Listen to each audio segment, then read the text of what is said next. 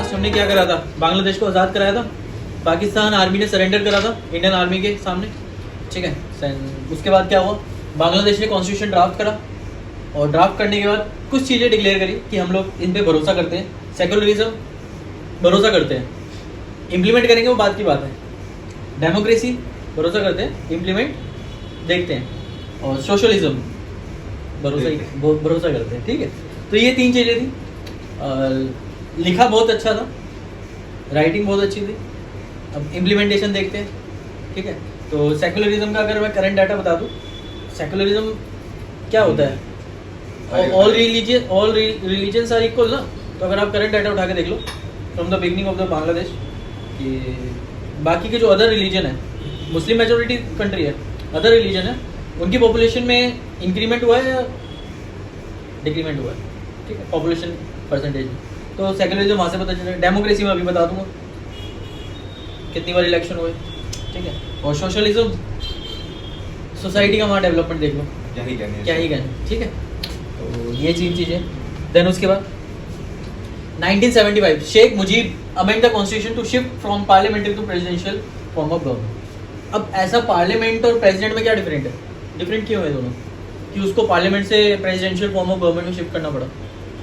Parliament में अगर कोई बिल निकलेगा तो प्रेसिडेंट को साइन करना पड़ेगा, प्रेसिडेंट में कोई साइन कर लो, बैठ जाओ। देखो कंपैरेटिवली प्रेसिडेंट के पास ज़्यादा पावर्स होती है इन टर्म्स ऑफ अमेंडमेंट्स या बिल या लॉज में, ठीक है।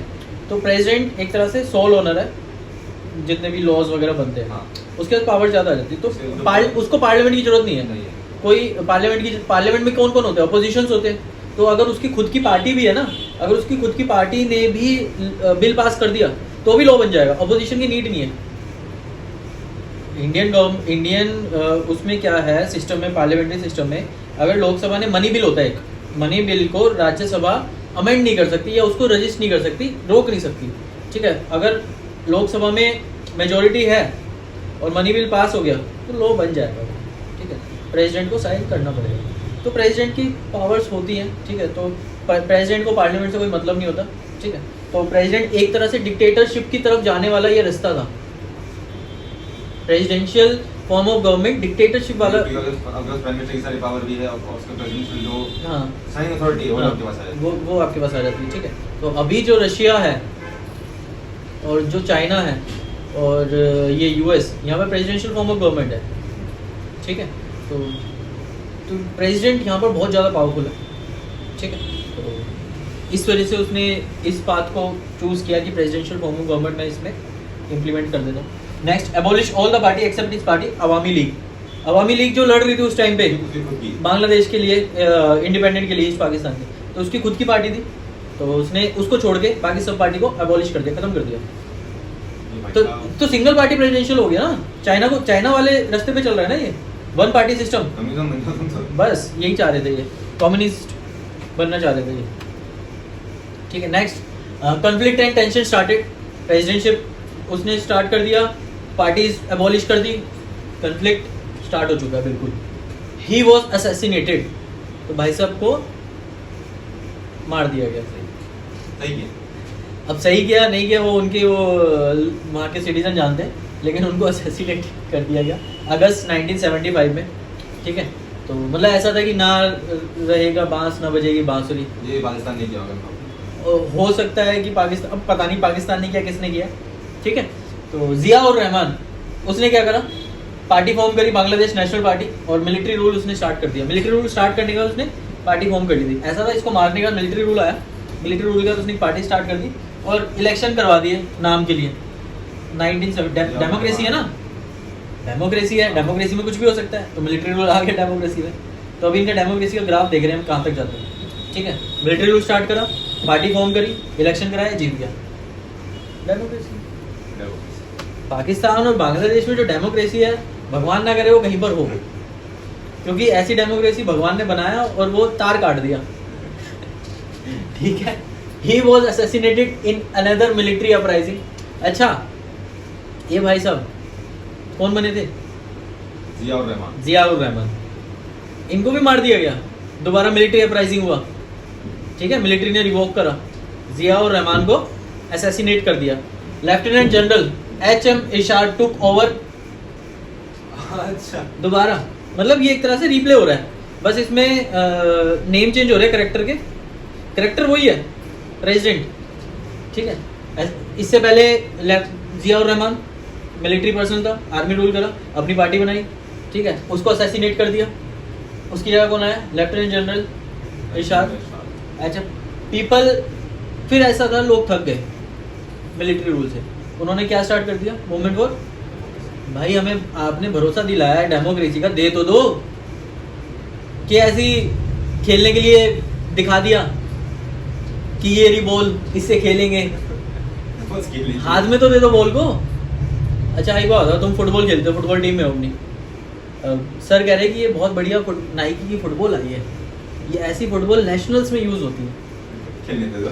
खेल इससे हम खेलेंगे। अब तुम आज पीरियड था तुम्हारा, कल पीरियड था, तुम सबने बोल दिया यार ये वाली फुटबॉल मतलब बिल्कुल फट चुकी है, खेला जा नहीं रहा, सर कब देंगे वो फुटबॉल, हम तो थक गए। अब तुमने स्टार्ट कर दिया मूवमेंट, कब तो वही चाहिए। अब तो चाहिए, तो इन्होंने भी स्टार्ट कर दिया, अब दिखाया है तो चाहिए, भरोसा दिया था तो उसको पूरा करो।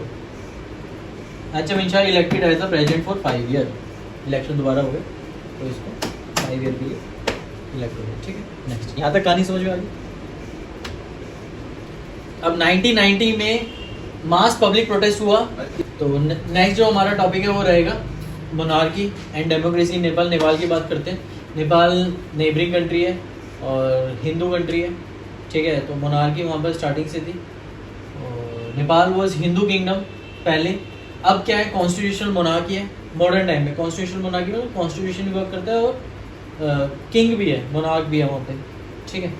Then common people wanted more open and responsive government, तो बाय द टाइम लोगों को वहाँ पर रियलाइज़ होने लगा कि डेवलपमेंट के लिए या ग्रोथ के लिए ओपननेस होना बहुत ज़रूरी है। और रेस्पॉन्सिव गवर्नमेंट, रेस्पॉन्सिव मतलब अगर क्या कोई पॉलिसी वगैरह कुछ भी बन रही है या कुछ भी सोशल एंटी सोशल एक्टिविटी हो रही है, तो इसके आगे इसके उसमें गवर्नमेंट मतलब एक तरह से रेस्पॉन्सिव होनी बहुत ज़रूरी है, ठीक है, कि क्यों, कैसे, क्या हो रहा है। ये लोग सवाल करेंगे ना, आपको इलेक्ट किया है तो लोग सवाल करेंगे, ठीक है। तो ये है king with the help of army control over the government and restricted the expansion of democracy. अब क्या हुआ, किंग ने क्या करा, मोनार्की था, आर्मी की मदद से लोगों को दबाया, सप्रेस करा, और जो डेमोक्रेसी का जो मूवमेंट इन्होंने स्टार्ट करा था उसको रोक दिया, ठीक है।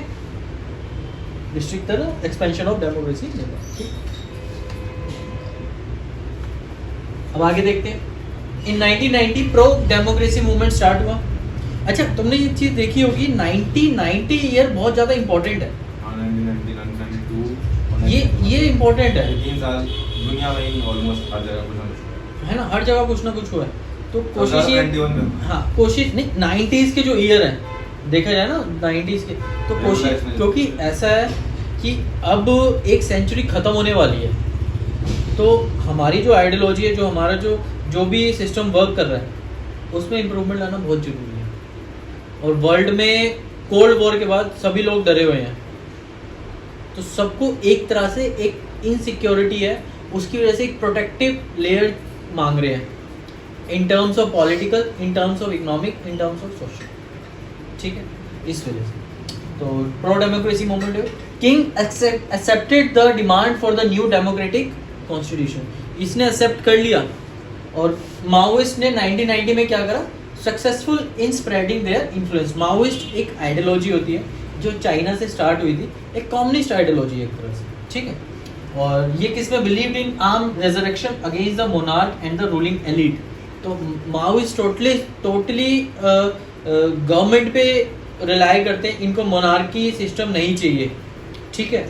तो इनको क्या था, इन्होंने अपना इन्फ्लुएंस अच्छे से, प्रो डेमोक्रेसी मूवमेंट तो चल रहा था, उसके बाद क्या करा, माओइस्ट ने अपना स्प्रेड कर दिया जितना भी इन्फ्लुएंस था, जो भी हमारी आइडियोलॉजी है, ठीक है। और ये किस में बिलीव करते हैं, इंसरेक्शन या मतलब आर्म्ड इंसरेक्शन क्या होता है कि हथियार उठा लेना गवर्नमेंट के अगेंस्ट में, ठीक है। तो ये सब चीज़ें क्या स्पेलिंग है इसकी? ENSU, ई है वो। हाँ, I INS SURRECITIO,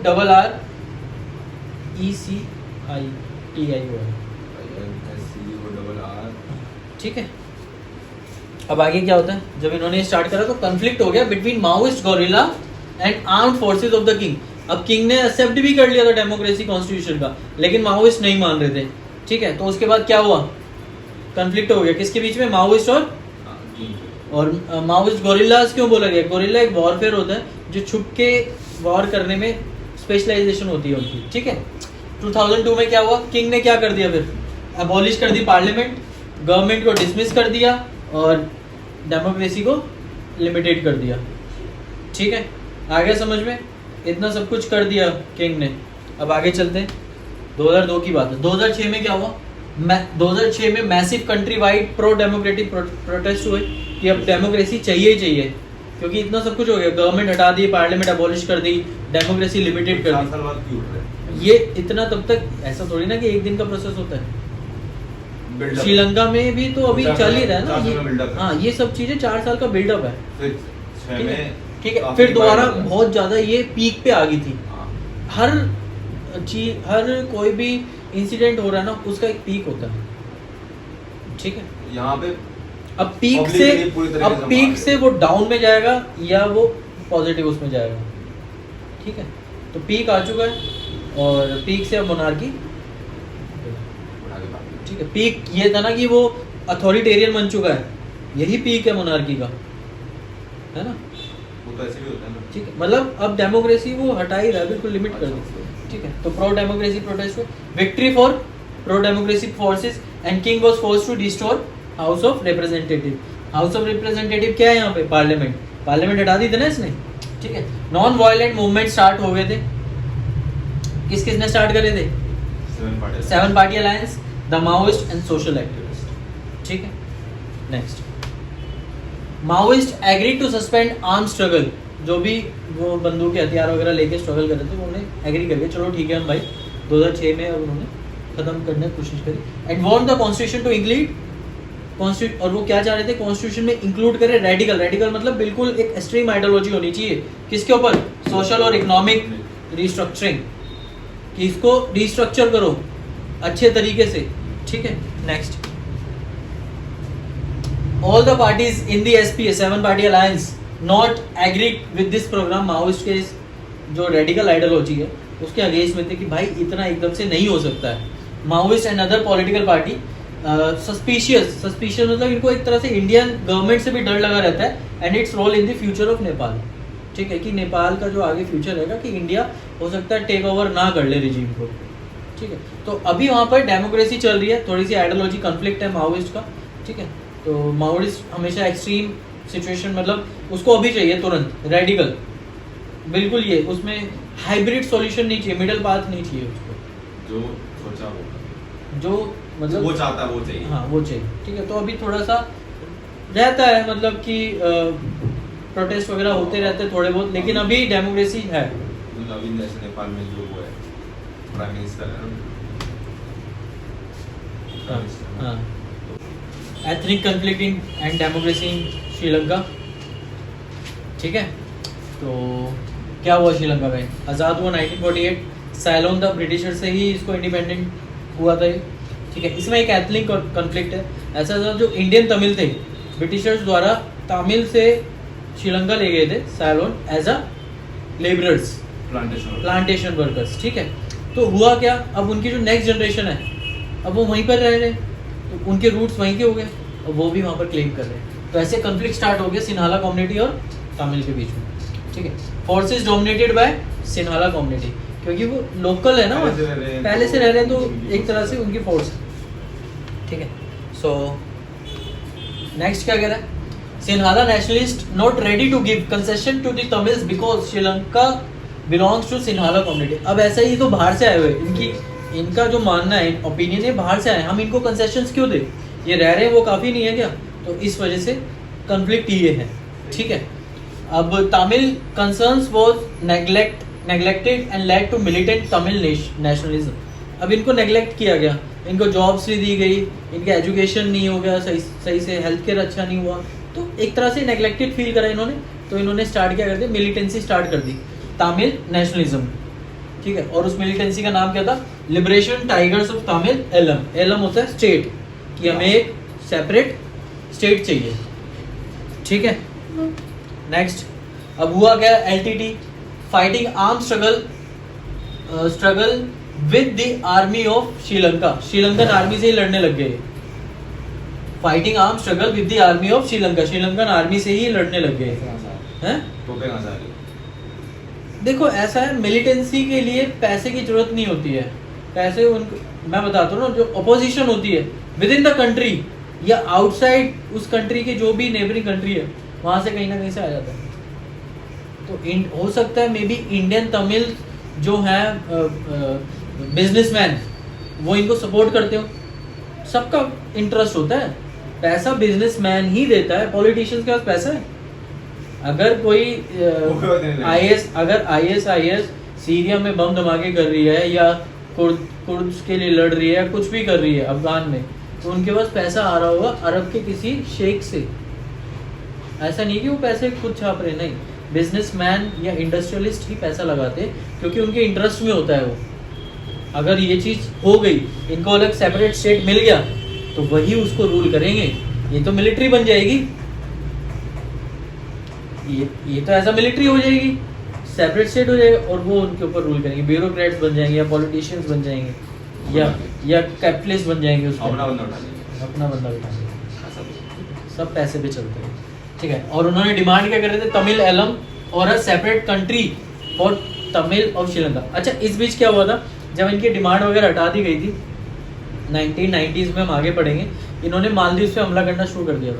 हमले के लिए जा रहे थे तो इंडियन आर्मी और जो तमिल है, ठीक है, तो एक तरह से हमें वहाँ तो कुछ मिल जाए, तो इंडियन आर्मी और इंडियन नेवी ने मालदीव को बचाया था, ठीक है। तो ये था, कहीं ना मिले तो कहीं तो मिल जाए, यहाँ ना मिले तो कहीं तो मिल जाए। अच्छा, कि हम मालदीव में रहेंगे। हाँ, मतलब अब नहीं कि उस पे भी थोड़ा मतलब टेक ओवर सा कर लेते हैं हम। इधर तो लड़ते हैं, उधर भी चलते हैं, उधर भी चलते हैं, ठीक है। अभी हाँ, इसी चैप्टर में आगे पढ़ेंगे, ओके, ठीक है। Pressure on Indian government, Indian government के ऊपर प्रेशर आ गया। क्यों? क्योंकि वहाँ पर तमिलियंस थे और इंडिया में तमिलनाडु एक स्टेट है, और वहाँ तमिलनाडु के जो लोकल्स हैं, जो लोग हैं, वो चाह रहे हैं कि हमारे तमिलियंस को बचाया जाए, उनका इंटरेस्ट भी बचाया जाए। Protect the interest of Tamils in Sri Lanka. 1987 में क्या हो? India sign an accord with Sri Lankan government. India ने श्रीलंकन गवर्नमेंट से साइन करा अकॉर्ड। उसमें क्या था? And send the troops to stabilise. जो भी सिचुएशन चल रही थी उसको स्टेबलाइज करने की बात हुई कि एटलीस्ट आके यहाँ पे शांति बना दो। तो इंडियन पीस कीपिंग फोर्स गई, इंडियन आर्मी की, ठीक है। अब गई तो वहाँ अच्छा नहीं लगा। Indian army got fight with the direct, और यहाँ पर तमिलियंस भड़कने लग गए इंडिया में कि हमारी तो इंडियन आर्मी हमारे बंदों को मार रही है। वहाँ जाके है तो इनके एंसेस्टर्स ही ना, मतलब इनके कहीं तो दूर के भाई तो है ना, रिलेटिव्स हो सकते हैं, ठीक है। 1989 में क्या हुआ? The Indian peace keeping force was pulled out of the Sri Lanka without attaining its objective। जो भी इन्होंने अकॉर्ड वगैरह साइन करा था, उसमें जो भी ऑब्जेक्टिव था उसको बिगर अचीव किए इंडियन आर्मी को वापस आना पड़ा, ठीक है। ऐसा वैसे कभी हुआ नहीं कि इंडियन आर्मी को बिगर ऑब्जेक्टिव अचीव किए। इंडियन पीस कीपिंग फोर्स है, यूएन रखता है, यूएन को अगर कहीं दिक्कत होती है through out the world, overall the world, कहीं भी सबसे पहले इंडियन पीस कीपिंग फोर्स भेजी जाती है शांति बनाने को, क्योंकि थोड़े से ये मजबूत है। लेकिन यहाँ पर क्या एंगल क्या आ गया? यहाँ पर अपने ही तमिल लोगों के लिए एक दिक्कत हो गई, तो अपनी ही एक चीज़ की वजह से इंडियन फोर्स नहीं कर पाई काम पूरा, वैसे कर देती। और नेगोशिएशन की बात हुई तो नॉर्वे और आइसलैंड ने नेगोशिएशन को बैक करा, बैक मतलब सपोर्ट करा कि एटलीस्ट नेगोशिएशन तो हो जाए। आइसलैंड ने, नॉर्वे और आइसलैंड ने नेगोशिएशन की बात करी, और कहीं ना कहीं थोड़ा बहुत स्टार्ट भी हो गया, मतलब नेगोशिएट होना।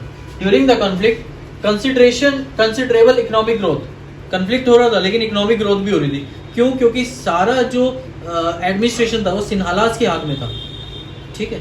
ऐसा नहीं कि तमिल्स भी थे उसमें, नहीं, अगर इन्वॉल्वमेंट होता दोनों का तो हो सकता है इकोनॉमिक ग्रोथ नहीं होती, तो प्योरली सिन्हालास कंट्रोल कर देते, ठीक है। Recorded high level of human development, समझ गया ना फैक्टर क्या है इसके पीछे का, रीजन क्या है। Next, Sri Lanka was the first developing country to successfully control the rate of growth of population। First developing Asia में एक ऐसी कंट्री थी जिसने ग्रोथ ऑफ पॉपुलेशन को कंट्रोल किया, ठीक है। टू लिबरलाइज इकोनॉमी, इकोनॉमी को एक तरह से ओपन कर दिया, freedom they the, highest GDP through out the conflict, GDP काफ़ी अच्छा रहा कन्फ्लिक्ट होने के बाद भी।